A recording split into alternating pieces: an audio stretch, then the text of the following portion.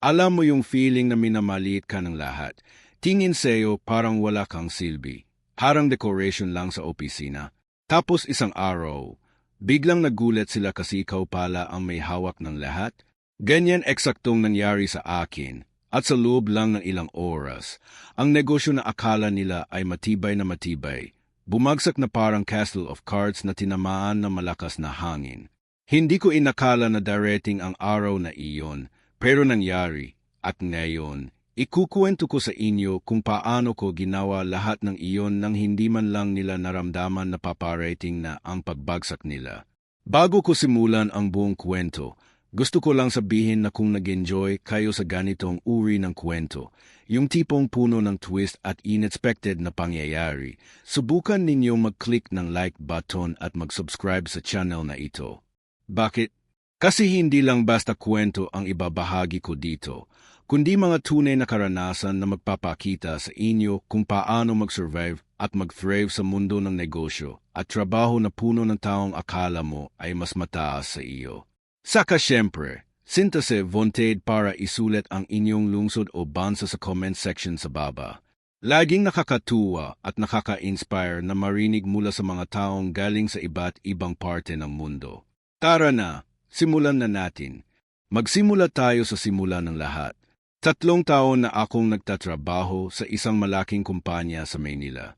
Hindi ako yung tipo ng empleyado na ingay ng ingay sa opisina, yung laging nagpapanotice, o yung laging nagvo-volunteer sa lahat ng projects.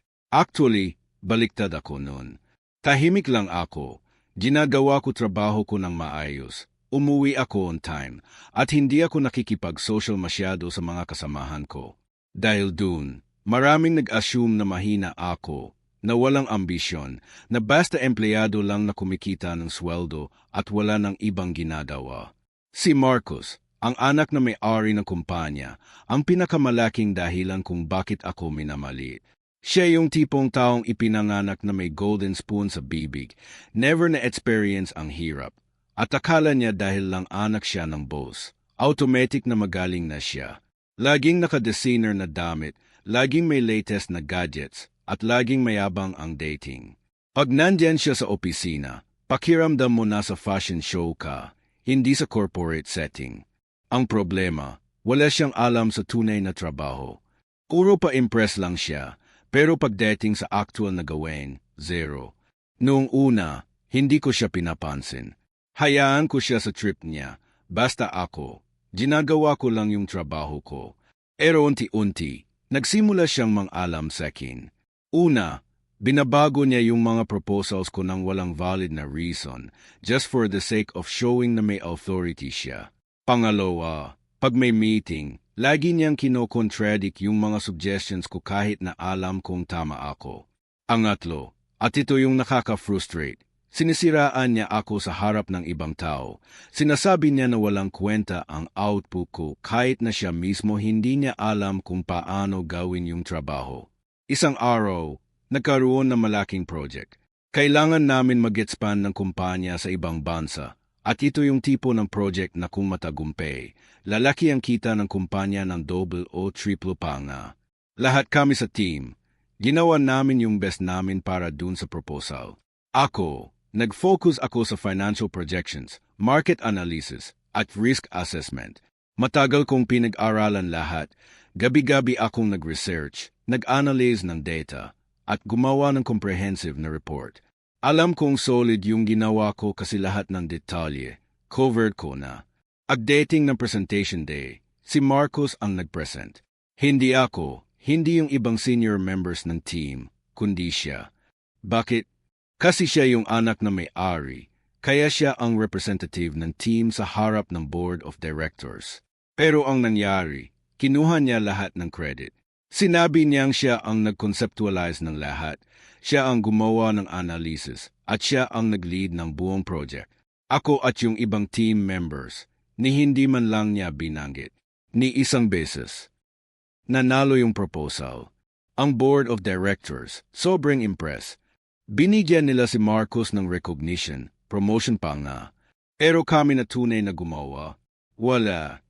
Ni simpleng thank you, wala. Yun ang moment na nagsimula akong mag-isip. Hindi pwedeng ganito na lang palagi. Hindi pwedeng lagi na lang akong minamaliit at kinukuha yung credit sa trabaho ko. Kailangan kong gumawa ng aksyon, pero hindi yung obvious na aksyon na magre-resign ako o direktang kakausapin ko si Marcos. Hindi. Kailangan kong gumawa ng something na mas matalino, mas strategic, at mas devastating.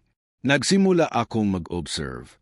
Nag-start akong mag-collect ng information tungkol sa operations ng kumpanya, sa financial transactions, sa mga clients, sa mga contracts, at sa lahat ng internal processes. Hindi ito nangyari ng overnight, ha? Took me several months bago ko nakuha lahat ng kailangan kong information. Ginawa ko iyon nang walang nakakaalam. Tahimik lang ako, patuloy na ginagawa yung regular na trabaho ko. Pero sa likod ng lahat ng iyon, nag-iisip ako ng plano. Habang nag-o-observe ako, nakita ko yung mga butas sa sistema ng kumpanya. Una, yung financial records nila, magulo. May mga discrepancies sa mga invoices, may mga transactions na hindi properly documented, at may mga expenses na questionable. Pangalawa, yung relationship nila sa ilang major clients, hindi stable. May mga clients na hindi satisfied sa service, may mga pending complaints na hindi na-address ng maayos, at may mga contracts na malapit na mag-expire pero walang contingency plan. Pangatlo, si Marcos mismo, maraming ginagawang kalokohan. May side deal siya na hindi alam ng tatay niya. May kickback siya from suppliers, at may mga personal expenses niya na ginagamit niya yung company funds. Perfect. Lahat ng information na iyon, naging foundation ng plano ko. Pero hindi pa rin ako kumilos agad. Nag-wait pa ako ng tamang teaming.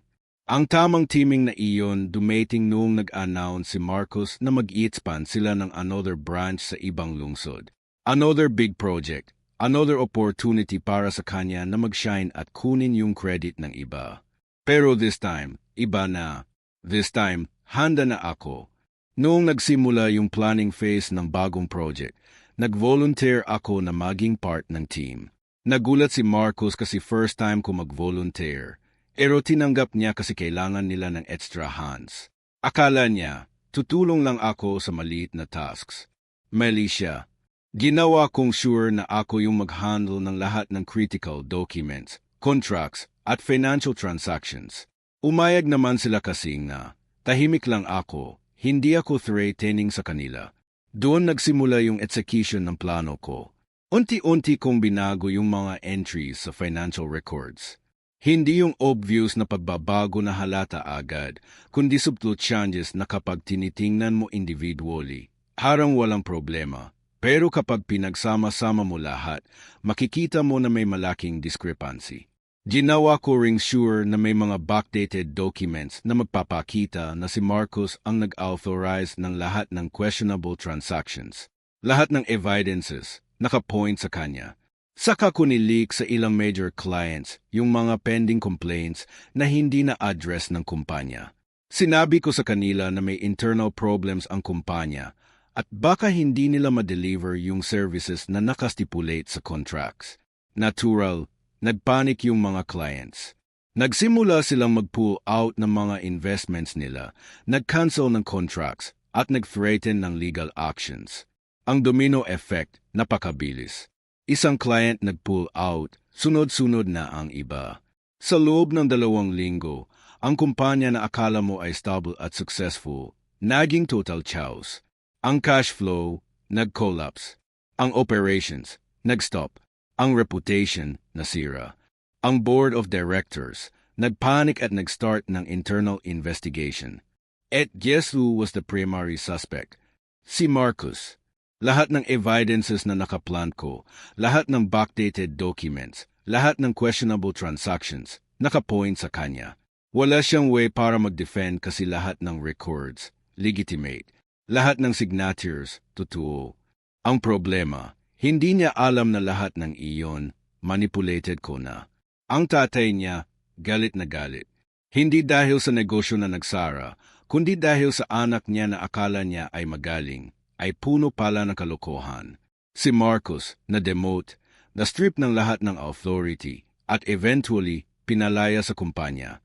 Ang mga empleyado na dati ay nag-i-idolize sa kanya, gayon ay kinamumuhian siya. Ang mga clients na dati ay tiwala sa kanya, gayon ay ayaw na siyang makita. Ang buong empire na akala niya ay sa kanya, bumagsak na parang wala lang. Ako, patuloy na tahimik lang. Walang nakakaalam na ako ang mastermind ng lahat. Walang nakakaalam na ako yung dahilan kung bakit lahat ng iyon nangyari. Sa mata ng lahat, victim lang din ako, isang regular employee na nadamay sa gulo. Pero sa totoo lang, ako ang nag-orchestrate ng lahat. Ako ang nagplano, nag-execute at nag-deliver ng final blow.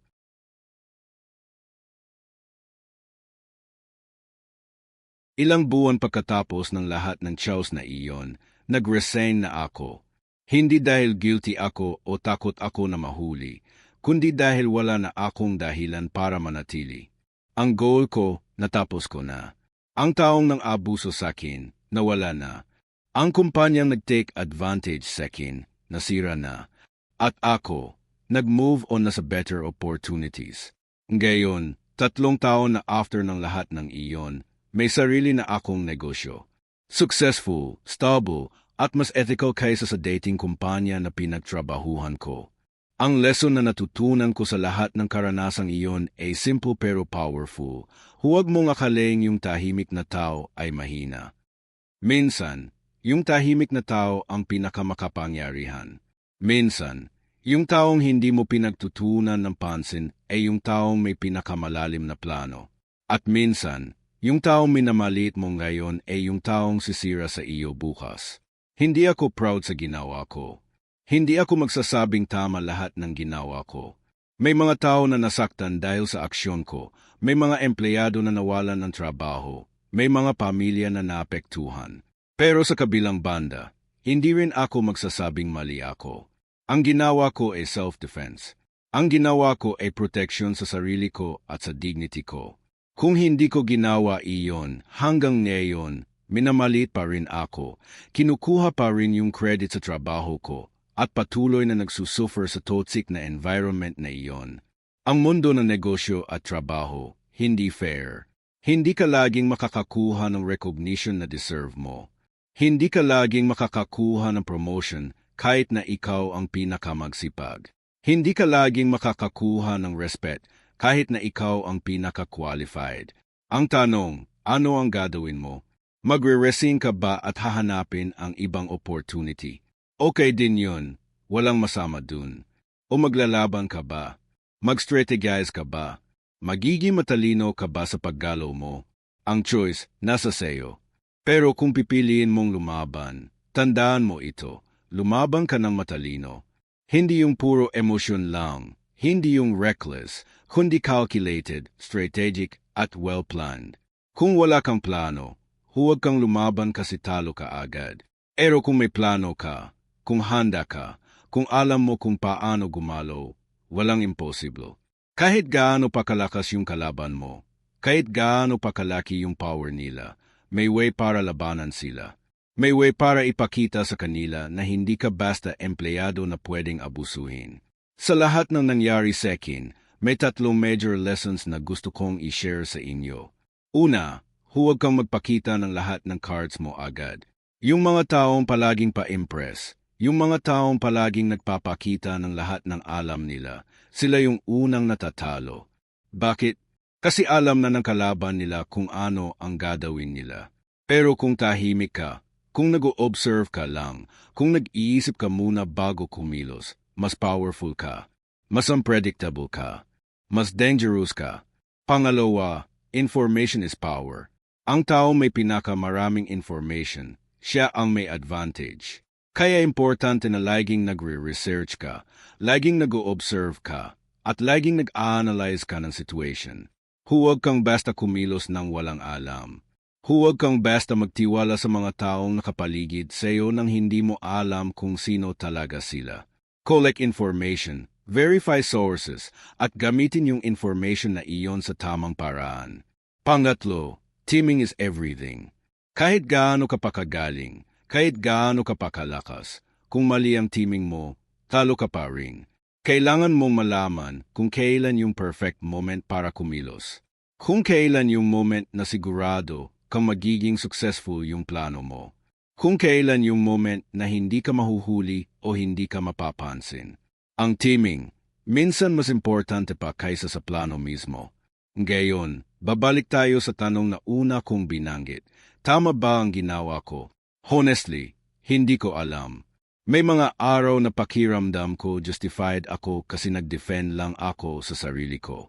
May mga araw naman na pakiramdam ko masama ako kasi may mga inosenteng tao na nasaktan dahil sa ginawa ko. Pero ang alam ko, ginawa ko yung kailangan kong gawin para protektahan ang sarili ko at para ipakita sa mundo na hindi ako weak, na may kakayahan ako, na may power ako.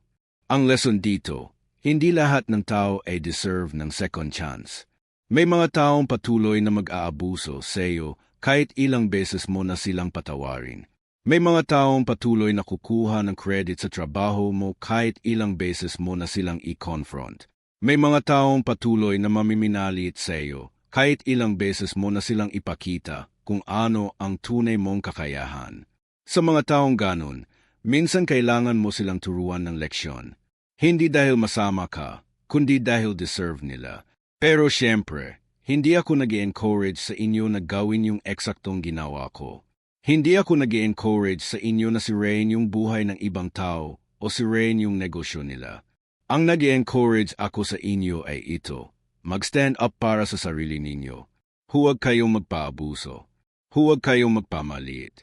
Huwag kayong maging doormat na tatapakan lang ng iba. May dignidad kayo. May halaga kayo. At deserve ninyo ang respeto. Kung nasa toxic environment kayo ngayon, kung may taong nang-aabuso sa iyo, kung may taong kinukuha yung credit sa trabaho mo, gawin mo ang kailangan mong gawin. Kung resign, mag-resign ka. Kung confront, ay confront mo. Kung mag-legal action ka. Pero gawin mo yung decision na iyon ng matalino, hindi puro emosyon. Mag-isip ka muna, magplano ka, at siguruhing handa ka sa consequences ng action mo. Ang buhay, hindi laro. Hindi porket natalo kang gayon, talo ka na forever. Hindi porket minamalit kang gayon, wala ka ng halaga. Hindi porket tahimik kang gayon, mahina ka na. Minsan, yung tahimik na tao ang pinaka-dangerous.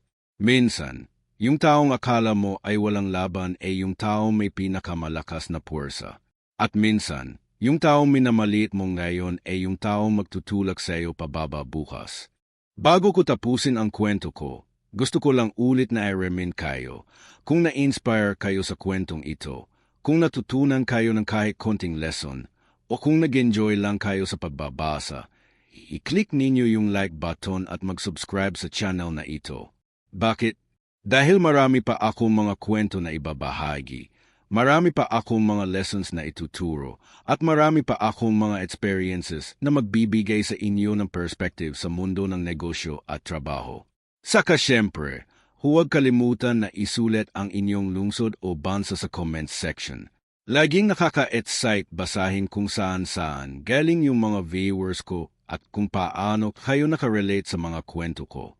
Ito ay palaging isang malaking kaligayahan na marinig mula sa mga taong nasa iba't ibang parte ng mundo. Sa huli, ang gusto ko lang sabihin ay ito, huwag kayong matakot na ipakita ang tunay ninyong kakayahan. Huwag kayong matakot na lumaban kung kailangan. At huwag kayong matakot na mag-stand up para sa sarili ninyo. Ang mundo, puno ng taong mag-aabuso sa iyo kung hahayaan mo. Puno ng taong kukunin yung credit mo kung hindi mo i-defend. Puno ng taong mamiminalit sa iyo kung hindi mo ipapakita kung ano talaga ang kaya mo. Kaya tandaan, nagsinungaling akong walang kakayahan, pero sa totoo lang, ako ang may pinakamalakas na kakayahan sa lahat. At sa isang iglap, sinira ko ang negosyo na akala nila ay untouchable. Hindi dahil masama ako. Hindi dahil vindictive ako. Kundi dahil deserve ko ng respeto at ipinakita ko sa kanila na hindi ako dapat abusuhin. Sonnet 4.5